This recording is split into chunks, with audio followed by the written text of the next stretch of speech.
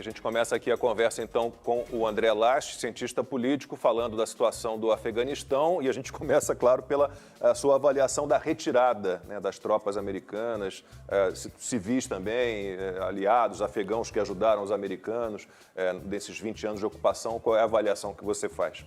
Olha, ao que tudo indica, a retirada teve várias falhas. A primeira falha delas é que o governo americano já anunciou que pessoas ficaram para trás. Eles não conseguiram retirar todos os americanos e nem todos os residentes americanos, ou seja, pessoas que têm o green card. E agora o aeroporto já está sob controle do Talibã e eles vão decidir agora como se essas pessoas podem ou não podem sair pelo aeroporto. Claro, sempre existem outros caminhos para sair desses países, através de montanhas, a pé, etc. e tal, mas isso seria extremamente arriscado.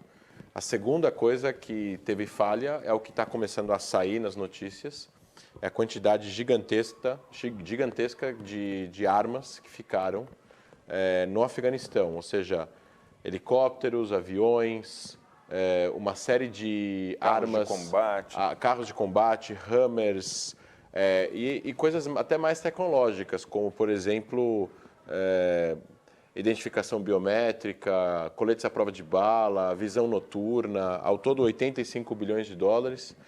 Dizem agora que o Talibã tem mais helicópteros Black Hawk do que a maior parte dos países do mundo, né? E que o exército afegão, que boa parte das armas do exército afegão caíram em mãos do Talibã logo depois do anúncio americano, essas armas são mais poderosas, ou seja, que o exército da Austrália. Então, existiram várias falhas e a gente está vivendo história. A gente não tem como avaliar a história dentro da história. A gente está vivendo agora um momento único da história, sem precedentes, de uma retirada, na minha avaliação, às pressas, dando diversas vitórias para o Talibã, não uma só. E isso vai ter consequências péssimas para aqueles que são amantes da democracia e da liberdade nessas regiões. Amanda. Agora, André, que finalidade a gente pode imaginar para essas armas? Por exemplo, não sei se foi você que comentou aqui, ou alguma outra entrevista que a gente fez, já são tantas, a gente ficou um pouco confusa, que os afegãos, o Talibã, na verdade, não saberia manusear, usar essas armas. Então, eles podem efetivamente usar, ou então eles podem vender no mercado negro de armas, tráfico de armas. O que você imagina, em que grau isso representa um risco para a região ou para o próprio Estados Unidos? Lembrando que todo o 11 de setembro foi planejado nas montanhas do Afeganistão pelo Bin Laden. Olha, algumas armas, realmente, eles podem ter uma dificuldade de ter o know-how necessário para poder operar elas. Já o Silvio me mostrou, antes de começar o programa, um helicóptero Black Hawk sendo pilotado, aparentemente, por alguém do Talibã, com uma pessoa pendurada no helicóptero. Teria que verificar a imagem, enfim, o vídeo, se é de agora ou se é de alguns dias atrás. Pode ser de alguns dias atrás. Pode ser algum piloto afegão do exército que desertou para o Talibã ou foi pago para poder pilotar os helicópteros para o Talibã ou forçado a pilotar, caso, por exemplo, coloquem a família dele em risco, você pilota o helicóptero ou a gente mata a sua família. O Talibã é assim, eles estão entrando na casa das pessoas e pegando os pertences das pessoas, porque eles não têm recurso, então eles estão começando agora a juntar recurso. Tem equipamentos que eles vão ter dificuldade também de fazer manutenção. Então, se faltar alguma peça, alguma coisa, eles vão ter... Não tem como repor. E outra coisa, um helicóptero, um avião, toda vez que ele decola e pousa, você precisa ter manutenção. Tem uma série de coisas que precisam ser trocadas, óleo, etc. e tal. Então, agora, se você falar, eles podem abrir um manual, levantar voo com helicóptero, eles vão ser mais um perigo para eles mesmos do que para algum alvo específico. Agora, a gente não está falando só de helicópteros, a gente está falando de 650 mil armas. É muita arma. E isso sim, são mísseis, são morteiros, são armas pesadas que eles podem vender essas armas para insurgência, para grupos paramilitares, para tribos que querem proteger certas regiões do Afeganistão. Os americanos não poderiam ter levado isso embora? Uma boa pergunta. Não, porque eu imagino, isso tudo ficou para trás? Eles provavelmente levaram outras coisas que a gente não sabe, provavelmente eles estão falando que eles desabilitaram, né? Tem um vídeo circulando de eles entrando num hangar. Isso. e o helicóptero está sem motor, está sem janela, está sem porta, ou seja, realmente não tem muito o que fazer com o helicóptero.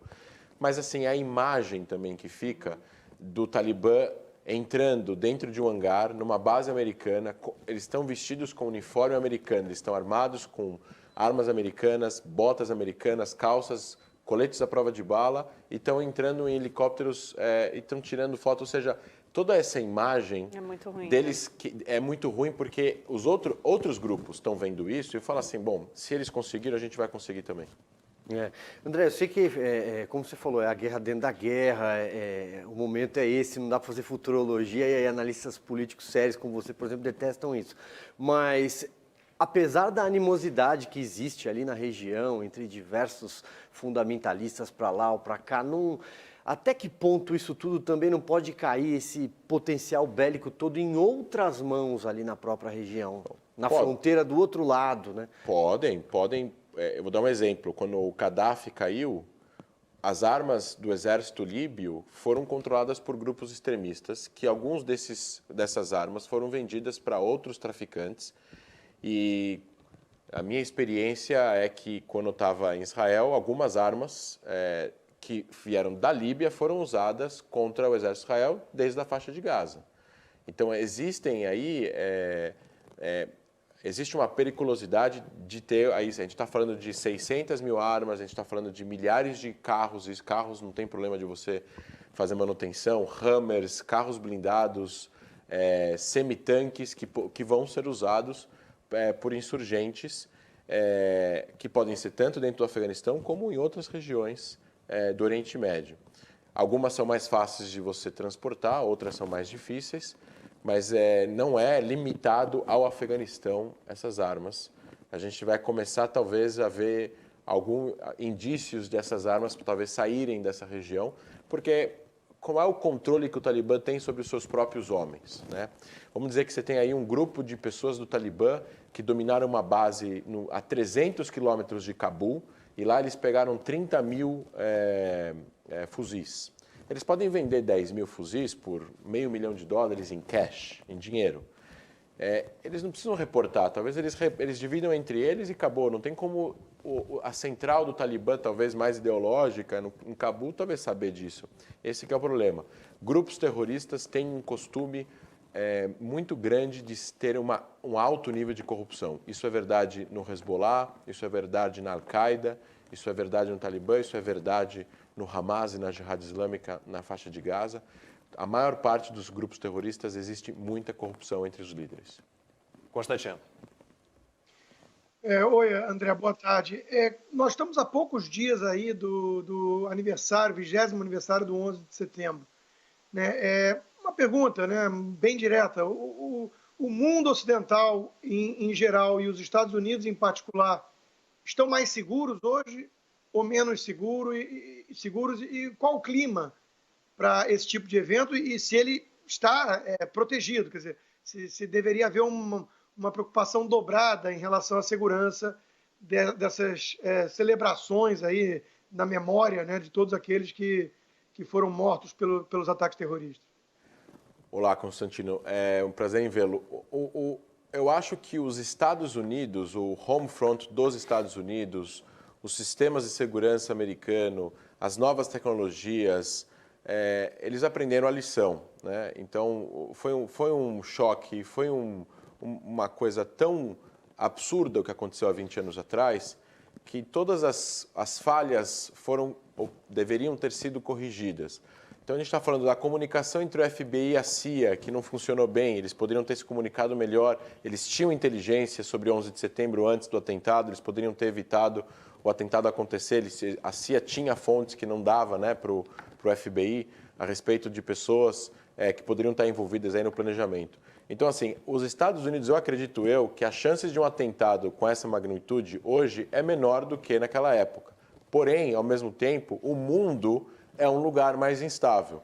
Você tem mais grupos terroristas, mais insurgência, mais grupos controlando regiões, menos controle dos exércitos dos países e mais motivações, né, desses 20 anos para cá, mesmo que o Bin Laden tenha sido morto, A gente tem agora, 20 anos depois, o Talibã voltando a controlar o Afeganistão e um Talibã muito mais armado.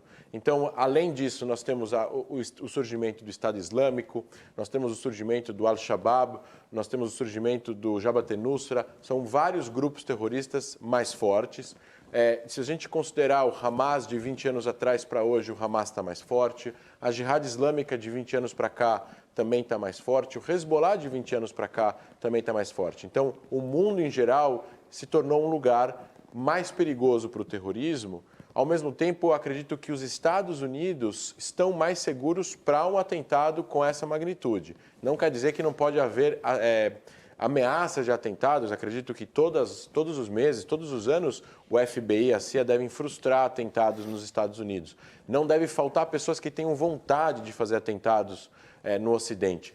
Mas a inteligência ela está também mais forte nos países ocidentais. Os países têm mais tecnologia para evitar atentados. Então, aí existe uma corrida de pessoas querendo fazer atentados e de países tentando se proteger. Respondendo a sua pergunta, em resumo, eu acho que os Estados Unidos hoje estão mais seguros do que há 20 anos atrás.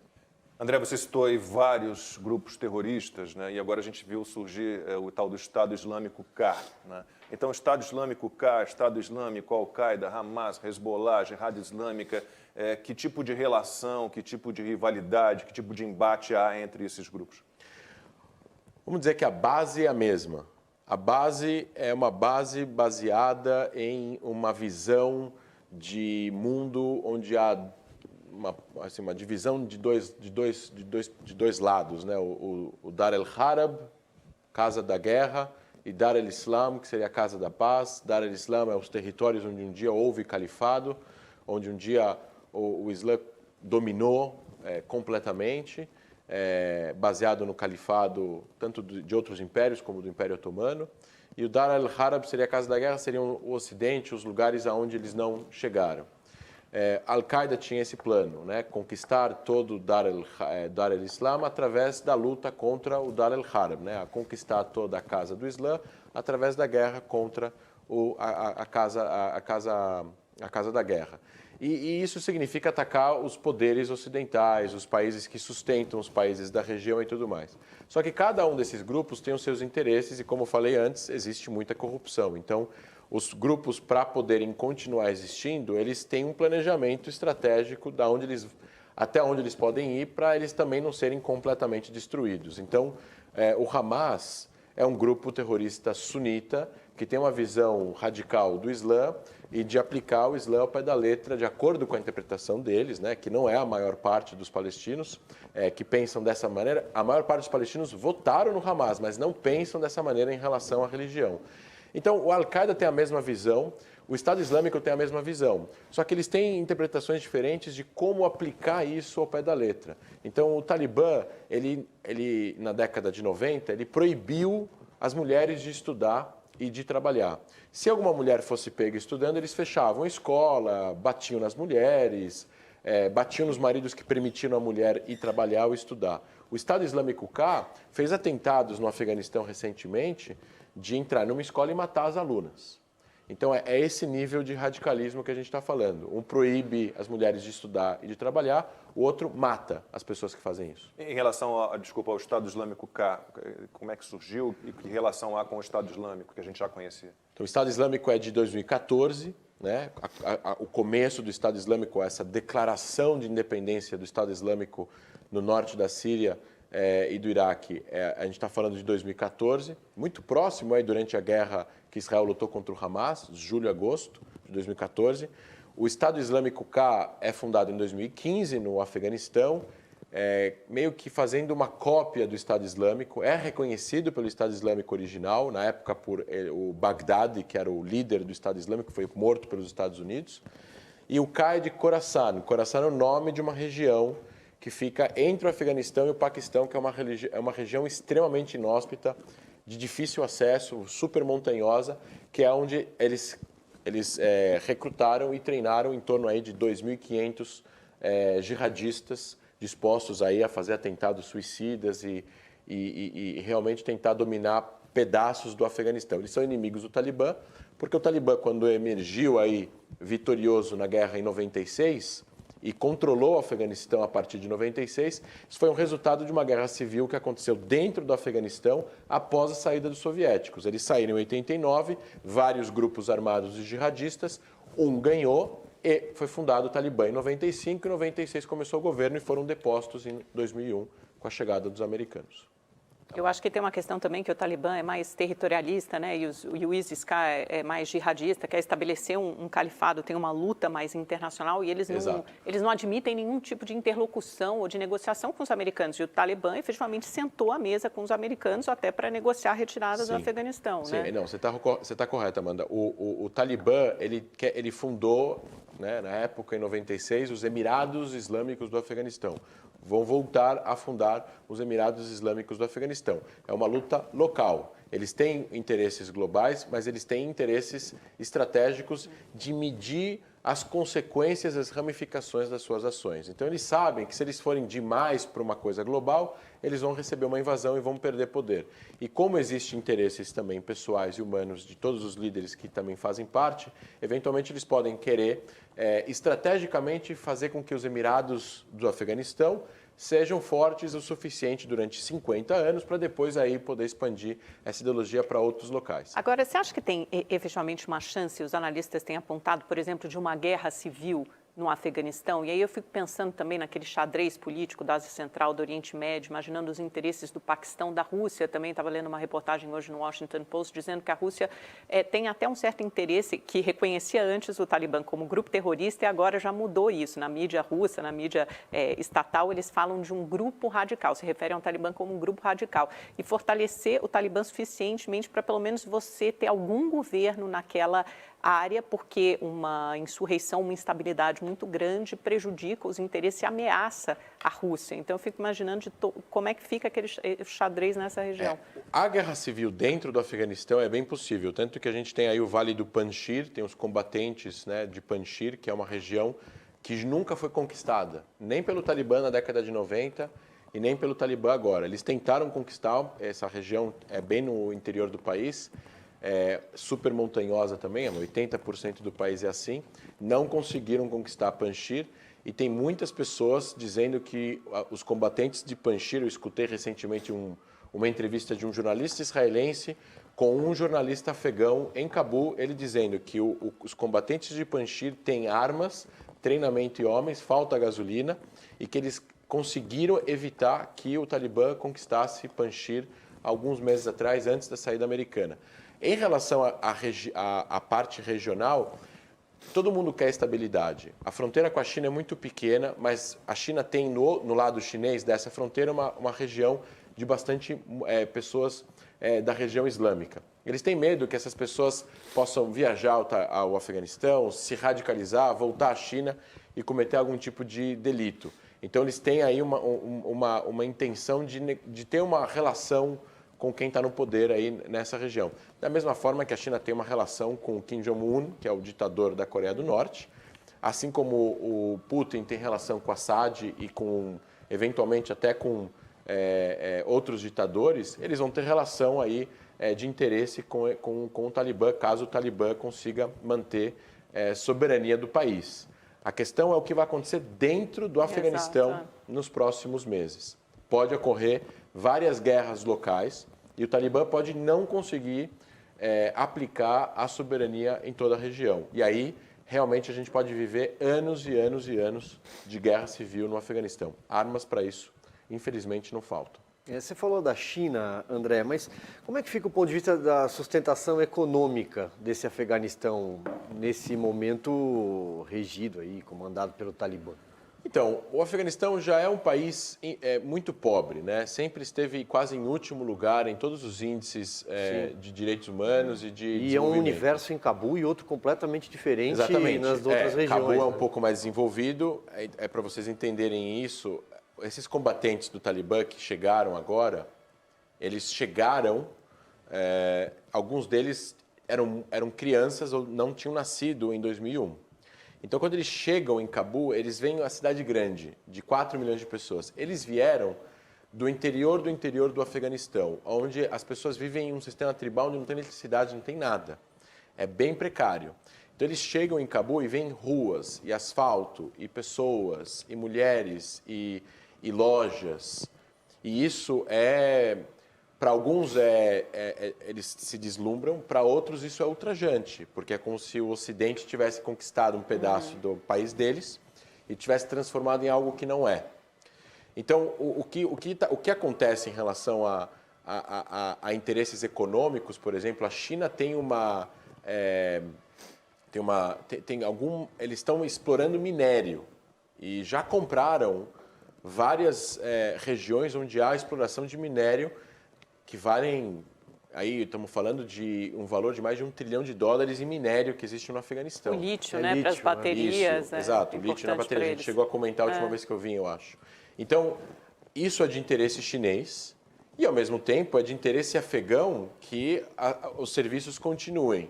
O Afeganistão não tem muita exportação. Você tem, no interior do país, a produção de ópio, né, que infelizmente é usado para a produção de heroína, e isso dá muito dinheiro para as pessoas que são os donos das terras que produzem o ópio. Então, eles têm interesse em que isso continue. E o Talibã foi parceiro desses traficantes na década de 90. Isso é uma coisa interessante porque é essa junção entre o terrorismo e o tráfico de drogas. Isso vai aumentar agora com a volta do Talibã ao poder. Constantino. André, você mencionou vários grupos terroristas aí. O denominador comum, claro, é o Islã. Mas tem um outro fator. São, via de regras, recrutados homens jovens com o mesmo perfil e uma mesma faixa etária, né?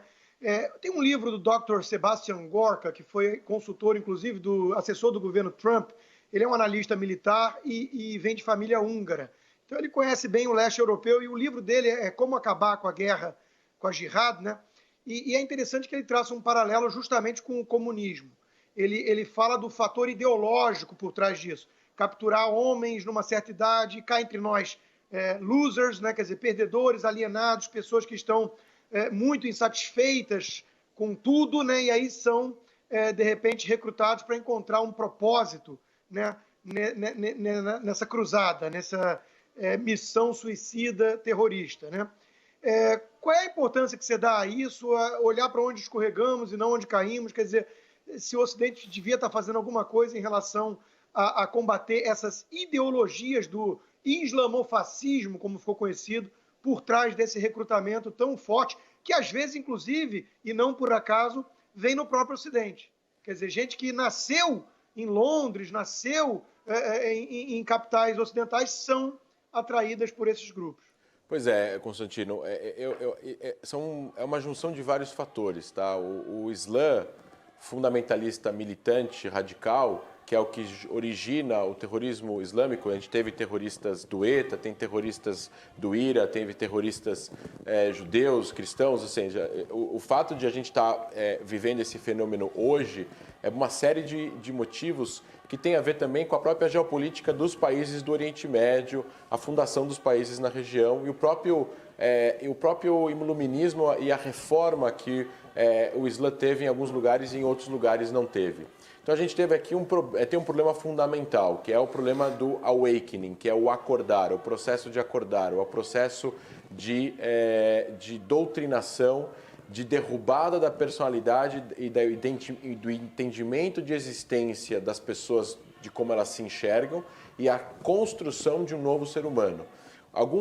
Você tem razão, é muito propenso para pessoas que não têm nenhum tipo de futuro, nenhum tipo de perspectiva, entrar para o terrorismo. A gente pode falar isso também em relação ao crime, por exemplo. Porém, existem muitas pessoas que são de classe média e entraram para o terrorismo. Um dos terroristas do 11 de setembro, a gente está falando tem um filme chamado A Célula de Hamburgo, né? Alguns terroristas foram recrutados na Alemanha, levados ao Afeganistão e eles foram um dos terroristas aí que pilotaram, se não me engano, ele era libanês, não era religioso, ele virou religioso, mas foi todo um processo de um olheiro dentro de uma universidade, encontrar um cara que fosse um cara muçulmano que não era religioso, trazer ele para um radicalismo dentro dos estudos, de acordo com a interpretação desse olheiro, levar ele para o Afeganistão, mostrar para ele uma série de coisas que fizeram ele entender que ele precisava fazer um atentado contra os Estados Unidos. E ele foi um dos caras que estavam nos aviões em 11 de setembro. E ele era de classe média, os pais eram médicos e tudo mais. Tem gente no Hamas que é curioso, né? Eles não enviam os filhos, alguns enviam, alguns não enviam, mas os terroristas do Hamas da liderança não se explodem. E são todos ricos hoje em dia, né? Porque existe muita corrupção. Então, existe aqui uma questão interessante que é tanto a questão econômica e social, de você não ter perspectiva, mas também uma questão ideológica fundamental de doutrinação, de derrubada do entendimento da pessoa como ser humana e construção de novo. E isso, infelizmente, às vezes é mais propenso em determinadas regiões, dependendo da educação da pessoa, do conhecimento que a pessoa tem e da própria influência da família e dos amigos. Se ele está numa região onde virar um terrorista que nem é visto de uma forma prestigiada, como para nós aqui é visto você virar um bombeiro ou um policial, uma pessoa que vai servir a sociedade, isso é uma construção já errada da sociedade. E isso acontece na faixa de Gaza, isso acontece no Líbano, isso acontece no Sudão, isso acontece também no Afeganistão. Daqui a pouco a gente retoma a conversa com o André Laist, agora um intervalo bem rápido. Até já. 12h35, horário de Brasília, Opinião no Ar está de volta, hoje falando da volta dos talibãs ao poder no Afeganistão, com o cientista político André Laist, que tem dupla cidadania, brasileiro e israelense. Ele serviu na Força Aérea Israelense durante 10 anos, então conhece muito bem. 2 anos. 2 anos. 10 anos em Israel, 2 anos na Força Aérea. 2 anos na Força Aérea, 10 anos. Em que cidade de Israel você foi? Tel Aviv. Tel Aviv. Bom, vamos falar um pouquinho então do reconhecimento internacional dos talibãs, né? Já havia conversas com a China antes deles assumirem de novo o poder, a Rússia também está sempre ali. Quais são as condições, você imagina, para que haja esse reconhecimento internacional desse novo governo talibã? Bom, primeiro, eu acho que os países vão enxergar o que vai acontecer dentro do Afeganistão ao longo dos próximos meses e que tipo de implementação governamental eles vão fazer e, ao mesmo tempo, que tipo de interesse regional eles vão propor para os países da região. Então, a China tem interesses, a Rússia tem interesses. O Talibã vai oferecer eles terem esses interesses contemplados? Se sim, eles devem reconhecer o Talibã. Se não, eles talvez não reconheçam o Talibã. Tem uma outra questão também. Tem uma questão de influência regional. A Rússia tem uma base apenas fora da Rússia, que fica na Síria. É uma base da Marinha. Eles gostariam de ter outras influências. Os Estados Unidos se retirando, a saída do exército americano, a entrada do Talibã agora no aeroporto, eles controlando a região, eventualmente os russos vão ter interesse de ter influência nessa região. O Paquistão tem interesse de ter influência sobre o Afeganistão. O Irã vai ter interesse de ter influência sobre o Afeganistão. Então, se eles estão tão armados e eles estão dominando um país com quase 40 milhões de pessoas, eles têm acesso a recurso. Esses recursos podem ser perigosos se mal aplicados. Então, esses países que estão em volta do Afeganistão vão ter interesse de meio que dialogar, pelo menos, com o Talibã, para que o Talibã não vire inimigo deles, né?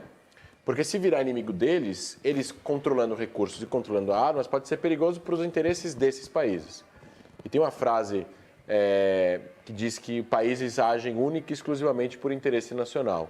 Alguns países agem também por questões relacionadas à moral, ética, direitos humanos, mas principalmente por interesse nacional. Então, a região vai trabalhar provavelmente no caminho de tentar ter os seus interesses contemplados pelo Talibã. Amanda.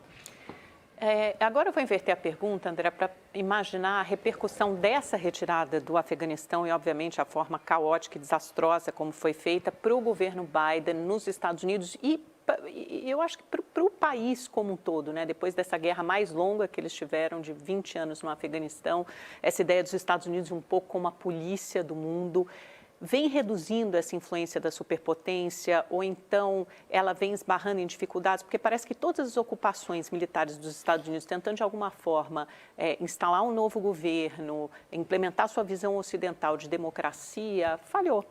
E como é que fica os Estados Unidos diante disso, num sentido maior, inaugura uma nova era de outros interesses externos, mais voltados para a Rússia e China, menos no Oriente Médio, menos como polícia do mundo, e para o governo Biden em particular? Para o governo Biden, isso vai ser o o principal fator do governo dele em relação à... Política externa. A reeleição ou não reeleição. Se ele tinha planos para se Mesmo tão reeleger... longe, você acha? Ou mais para as midterm elections, essas já agora? Não. Para as eleições presidenciais. Isso vai ser, essa foto, essas imagens vão ser trazidas da mesma forma que trouxeram a falha em Benghazi nas reeleições, na reeleição de Obama, né? Na reeleição de Obama, o Romney trouxe a questão de Benghazi. E isso vai ser trazido provavelmente pelo candidato republicano quando concorrer às eleições. Se ele não concorrer e deixar a Câmara concorrer, vai ser a mesma coisa porque ela era vice-presidente quando isso aconteceu.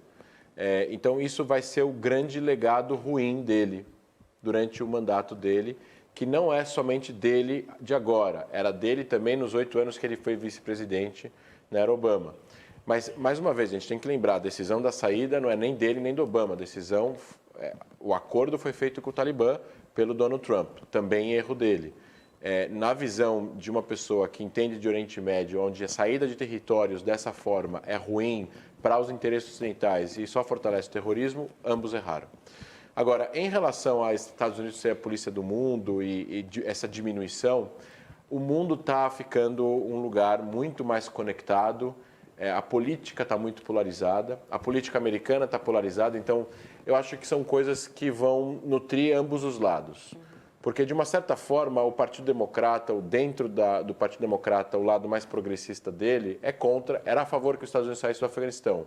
Mas a saída dos Estados Unidos do Afeganistão fez com que o Afeganistão voltasse 20 anos, fez com que as mulheres e as crianças vão ter menos direitos, fez com que os direitos humanos fossem mais agredidos, que é justamente os mesmos valores que esse lado mais progressista tanto fala e tanto repete no Congresso americano.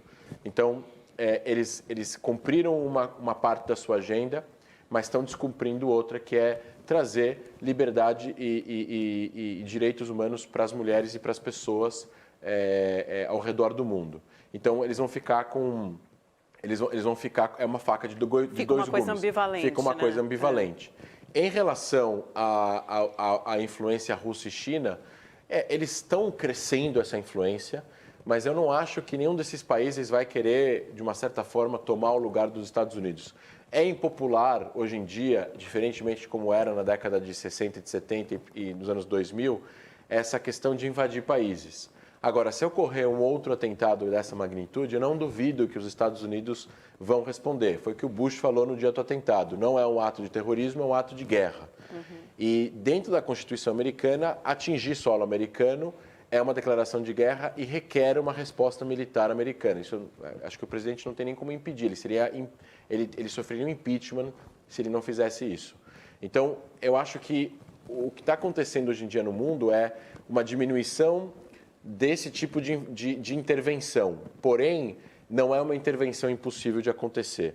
Agora, teve várias vezes que os Estados Unidos fizeram isso que foram mal sucedidos. Teve algumas vezes que eles foram bem sucedidos. Na Coreia, eles foram bem sucedidos.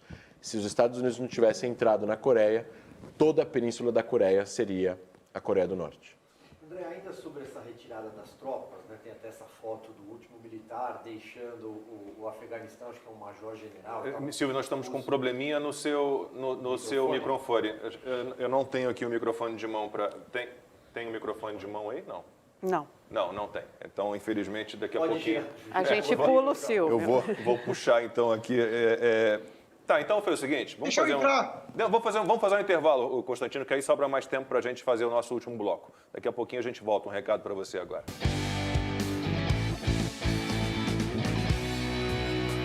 Meio-dia e 49, horário de Brasília. Estamos de volta, conversando com o cientista político André Laich. A pergunta é do Silvio Navarro. André, agora sim, né? Vamos lá. Microfone ok. Pegando aqui um gancho na pergunta que os nossos espectadores fizeram, para além dos fuzis, dos blindados, dos Black Hawks, o que pode ter ficado para trás de equipamento de inteligência, de banco de dados, algo que possa ser inclusive comercializado eventualmente para países rivais dos Estados Unidos? Bom, primeiro, todo o banco de dados biométrico de todos os soldados que já saíram e de todos os afegãos que trabalharam para o exército americano ou para a CIA. Então, eles têm os dados de todo mundo agora. Isso pode ser comercializado, eles podem usar isso de forma pejorativa, né? De forma a perseguir essas pessoas. Existem visões noturnas específicas, binóculos de visão noturna, mira de visão noturna. Em relação a produtos de inteligência, podem eventualmente encontrar coisas relacionadas à escuta, papéis de inteligência e outros equipamentos que eventualmente podem trazer alguma vantagem de inteligência. Eu quero acreditar que os Estados Unidos não deixou alguma coisa que vale $1 milhão de inteligência para trás. Você podia ter retirado isso, porque isso ia colocar a própria segurança nacional dos Estados Unidos em risco. Fuzis, como os Estados Unidos está tão longe, não coloca necessariamente a vida dos americanos nos Estados Unidos em risco, coloca a segurança da região em risco. Então, mas a gente ainda vai descobrir o que foi deixado. Me parece que apareceu em algum jornal, eu não tive ainda a confirmação 100% da história, mas apareceu em algum jornal que parece que o Talibã ofereceu para os Estados Unidos o controle de Cabul e os Estados Unidos não aceitaram. E eles ficaram surpreendidos com o fato de eles terem conseguido conquistar Cabul tão rápido e tão fácil. Constantino, temos 2 minutos só. 2 minutos. Em primeiro lugar, em relação àquela coisa de desagradar a ala mais progressista ou radical do Partido Democrata, basta os talibãs fazerem como está circulando no meme agora, falar que vai matar todos em vez de todos, que isso aí está tudo bem. Brincadeira à parte, André, qual a importância dos muçulmanos moderados na luta contra esse terrorismo do radicalismo islâmico? É super importante. A maioria dos muçulmanos no mundo, na teoria, são moderados, porque esse radicalismo islâmico, de acordo com o que nós, acadêmicos desse tema, entendemos, é entre 10% e 15%. O problema é a voz deles ser escutada pelas pessoas, pelo povo, e eles conseguirem ter essa voz difundida para poder se tornar uma voz que possa condenar e, eventualmente, até inibir que o radicalismo se espalhe. A gente não tem tido essa experiência, infelizmente, no Oriente Médio. Vozes moderadas em Gaza, na Cisjordânia, no Líbano, são hostilizadas pelos governos locais ou por populares. Agora, é super importante essas vozes, porque são essas vozes que vão fazer as reformas necessárias para fazer com que tanto esses moderados possam combater os radicais, mas também possam trazer uma mensagem, uma imagem boa do Islã, porque a principal vítima do terrorismo islâmico são muçulmanos, né? O Estado Islâmico, o Talibã, a Al-Qaeda mataram mais muçulmanos do que não muçulmanos. Então é muito importante a voz dos moderados nesse momento. Agora, não se luta uma guerra contra o Talibã com palavras. A guerra contra o Talibã vai ser lutada mais cedo ou mais tarde com armas. André Lage, mais uma vez, a gente agradece muito a sua participação aqui no Opinião no Ar. Volte sempre. Boa tarde para você. Obrigado a todos pelo convite. Obrigado ao Constantino, Silvio Navarro, Amanda, você que nos acompanhou até aqui. Amanhã, 12:00 em ponto, horário de Brasília. A gente está de volta. Boa tarde. Até lá.